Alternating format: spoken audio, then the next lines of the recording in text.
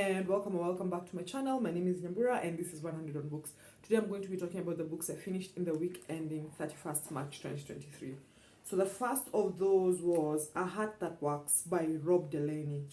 I don't remember how I found out about this book. It might have been one of those times when one is on Goodreads reading a review and then somebody talks about another book.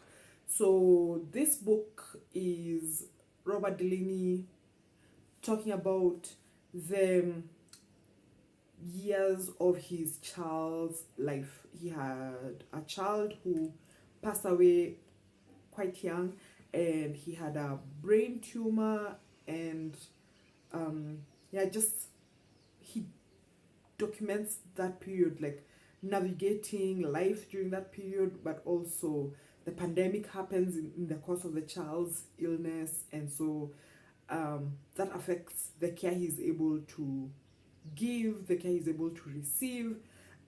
It affects his family on the whole, his marriage, but he also talks about the things that helped him get through those moments, the friendships, the familial relationships, his own marital security that helped the two of them, him and his wife, get through that period. And he talks about what it is to have a child with a terminal illness while parenting other children.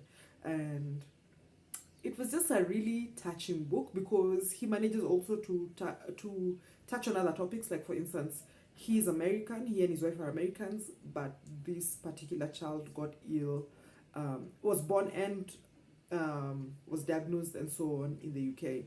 And so they basically used a lot of the NHS services, the NHS, the National Health Service of the United Kingdom. And so he talks about how that experience would have been way different if it had been happening in the US. And it's quirky, it's hilarious at times. You don't think a book about a person losing his very young child is going to be as funny as it is, but he is ridiculously funny. And yeah, I mean, you'll find out as time goes by that I keep reading memoirs despite the moratorium I put on myself, but every so often we get a hit. So this is one of them. The next book I read was a hybrid read, or really good actually, by Monica Heisey, narrated by Julia Whelan. This book has been hot on my corner of the bookish internet, and if I don't have it wrong, it's published by Fourth Estate Books in the UK, and I pay attention to their releases, so that's part of the reason I might have seen it a lot, maybe over the last 2-3 months. And it follows our main character who's gotten divorced at the tender age of 28 and is going back into the world of dating, except she's not quite going back because she never truly dated in her early 20s on account of having been with her husband for so long, her boyfriend then husband for so long. And so we see her sort of like decompensate in the wake of her marriage falling apart. She's a very self-absorbed character. I'm not one of those people who feel that every character has to be relatable or sympathetic or whatever, but there are times when I'm just like, damn, you're very unsympathetic. Yeah, but on the whole, it's a nice little read. It's not one of those books that's going to stay with you for the rest of your life, but I think it also makes you contemplate what it means to get married early. I mean, I'm at that age where no one is going to accuse me of getting married early if I get married right now. But and for relationships to end, and the picture of divorce that most of literature has acquainted us to, which is something that this particular novel touches on, that divorcees are painted as people in like their late 30s, in midlife and so on. So how do you navigate divorce as a person who's not yet even 30? But it's also about the friends that are there for the ride, and also tackling the mental health challenges that come with significant relationships ending, because this main character really starts to write her life when she starts seeing a therapist and actually confronting some of the things that led to the end of her marriage. So on the whole, it was a good read, But yeah, as I said, I don't know if I'm going to be thinking about it in 6 months' time. Next was Spare, read and written by Prince Harry with the help of a ghostwriter for sure. And we know this, so I'm not going to rehash that. But this homie wants us to think of him as a sympathetic character, and he shouldn't have gone to that trouble because he's not. He's not. He's not. First of all, I read this as a black African person. I mean, that hold was at the library for so long. I think I picked it up just because I'd had a long hold. But I'd also seen some of the commentary. I think, if I remember correctly, actually from Bookish Realm, and a few other I'm going to put in the videos I remember like really sticking with me that reviewed the book. But Africa is not a country, but you wouldn't know it from the way Harry writes about it. And he just aggressively comes across as somebody who, has never picked up a book in his life, has never listened to the radio, watched a TV show or anything. The slurs he uses, and then he's like, oh, I didn't know X was a slur.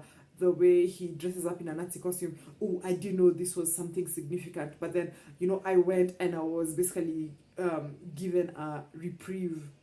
I don't know if I'm doing the expression justice, but yeah, by the chief rabbi and so on. And it's like, wow, you managed to live a consequenceless life. But somehow we're supposed to be like, oh, poor Harry, he was hounded by the press. And yes, there's something to be said about that messed up relationship that the press has with the royal family and so on. But there's also something to be said about the fact that it's clear he has never, and at the writing of the book, had not yet contemplated and really interrogated what it means to walk around with an earned privilege.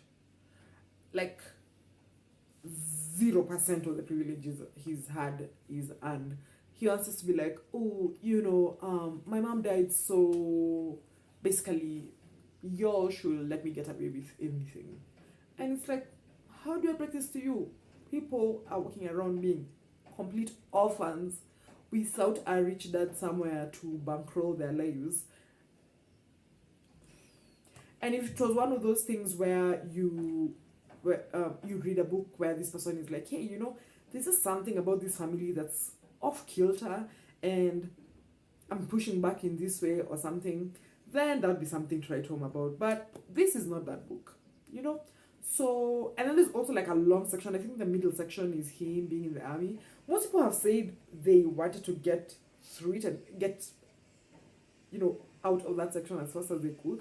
But for me, strangely, for somebody who's a pacifist and who, like, you're not going to catch me being like, oh, military narratives or whatever, it might have been the most human part of the book for me, other than part one where he talks about, like, his grief in the wake of the loss of his mother and so on, because there is something about being in certain spaces. I say this as somebody who, until I was 17, wore uniform to school. There's something about being in those spaces that, I don't want to say equalizes you, that's hardly the case, but it gives a certain baseline that this man does not have in real life, like in his regular life. So, yeah, I mean, read it if that's the sort of thing you're interested in. It's very long. I found it was over long. It sagged in so many parts, but yeah, I read it. I can take it off my boxes, take it off my list or whatever. Next was Killers of a Certain Age by Raybourn, narrated by Jane Oppenheimer and Christina Delaney. This book, I think it was Amin from Something Bookish, who tweets as Lip Gloss Mafia, that really made me want to pick up this book. And it follows a band of retired assassins. They're just newly retired when they find out there's a plot to kill them. And this book follows them as they basically work to stay alive. These are all old ladies, like they're in their 60s, but they're so much fun, they're so interesting. We have queer representation. We have just such a moving representation of grief, because one of them has recently lost her husband of many years, and she's trying to navigate life without the love of her life, really. And seeing, a character who has stayed sexual for so many years. Again, I think this is something I talk about often, but older women are so often desexualized. Older people, but especially older women, are so often desexualized. And it's so nice to see an older woman be like, hey, I still got it. And people seeing her as such, and not her being someone being like, oh, nobody thinks of me as desirable or somebody with desires or whatever. And yeah, if there are more books, I should probably have checked up if there are more books, but if there are more books, I'll definitely be reading them, because I'm not one for a thriller, for instance. I will impact myself as a thriller reader. I really enjoyed this. Then next was Homesick by Jennifer Croft. I picked this up because it's on the Women's Prize for Fiction, a shortlist, or the Women's Prize long list, sorry. It's the second book I'm reading of the long list, the first being Glory, which I finished before the long list was announced. And I'll pick it up because Jennifer Croft is a translator, and I've been thinking of picking up something she's translated. So I was like, well, here it is. I'll be working through the long list, and I'll be reading something that Jennifer Croft has worked on. This is subtitled a memoir, but it was a bit confusing for me.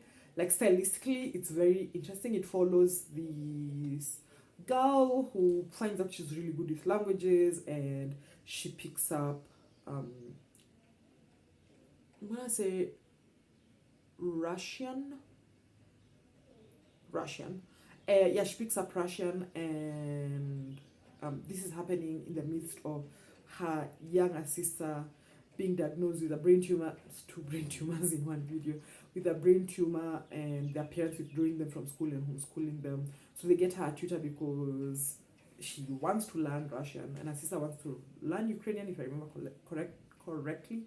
But then it turns out that she's really good at this, and ends up going to university early, with all of that entails, being a child prodigy, etc. And I didn't quite know what the memoir bit was. Is the main character Jennifer? She's now called Jennifer. But also there are these beautiful pictures and ruminations on language and what the work that words do, the work that language does. And it's quite short also. It's almost like, like novella length, not shorter. Like novella length, like some under 200 pages for sure. And I enjoyed it. It left me, wanting to watch videos, and I say this often, to watch a video or read an interview or something, because the whole time I was like, did I miss something? Or, should I go and read Jennifer Croft's biography to figure out what's going on here? But yeah, as I say, it was a good read. Then the last book I finished this week, that in the week ending 31st March, was I'll Show Myself Out, Essays on Midlife and Motherhood by Klein. This book, I'm not gonna lie, I picked this up because I wanted to get all 15 badges on the Kindle challenge, and the only one I did not have was reading from a selection of books for Women's History Month. Now, this is usually tricky for me because almost all the books I read on Kindle are from the library. So I just have to time things right so that I can read them during a particular window and get it from the library and so on. But so this is the one I picked up because it was available. This book follows Klein as she's navigating, as the title suggests, midlife and motherhood. And this is in the context of her having had a child at 40, so a bit on the older side, and the particular, how do I say this, anxieties of upper middle class, upper class motherhood. So this is a woman who has a nanny, a night nurse when she has her baby, a babysitter. She has a lot of help as Western child rearing goes. And yet she writes so much about how overwhelming having a child is how she's so out of it. And as with a lot of Western women's writing, especially, and maybe I should clarify this, white women's writing, there is a lot of body talk. You just had a baby. I know we live in a culture that expects women to snap back and so on, but your body needs to heal. Your body might be different for a few months, for a few years. Your body might never go back to its former state. Interrogate that, you know? And I don't know, like going back to memoirs are tricky. Memoirs are tricky. Memoirs are tricky. Memoirs are tricky, and why do I keep reading them? But as I said, I picked this up because of the Kindle challenge. So the moral here is to take more time going over the list and get something that works for me. That's basically maybe like fiction, because I feel like I come to non-fiction very differently from the way I come to fiction, which is to be expected, I would say. But she's also hilarious. That time when like I was reading this book as I got a pedicure, and the lady doing my pedicure every so often would be like, "What's going on?" Because I would be so animated, or I'd have like a full body laugh. So of course, like she'd be like, "Oh, why am I shaking my feet?" or whatever. But on the whole, I mean, this is another one that's not really going to stay with me. Like if you've read it once, you've read it 100 times. It's not a thing I'm going to be again thinking about for a long time. But yeah, I enjoyed it while it lasted, and for what it's worth. That's all the books I read in the week ending 31st March 2023. Please let me know down below which books you read in that week, or which books you read in March now that March is over. I'm recording this on the 3rd of April 2023. Yeah, let me know which books you read, what was interesting, what you'd like to continue with, if it's a series, for instance. And that's about it. Thank you so much for watching. Please like, share, subscribe, and all the good things, and I'll be seeing you again soon. Bye.